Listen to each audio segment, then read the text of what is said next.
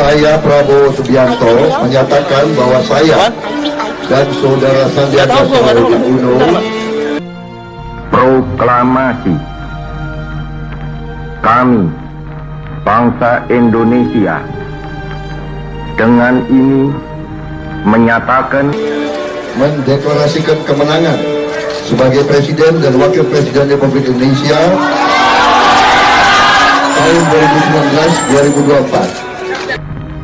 Hal-hal yang mengenai pemindahan kekuasaan dan lain-lain diselenggarakan berdasarkan perhitungan lebih dari 62%, perhitungan real count dan C1 yang telah kami rekapitulasi.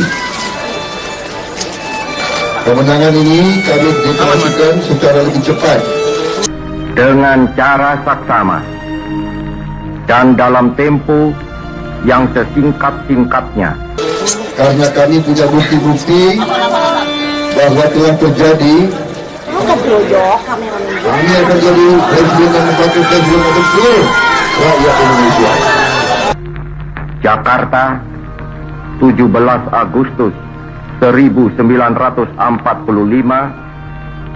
atas nama bangsa Indonesia, Soekarno Hatta.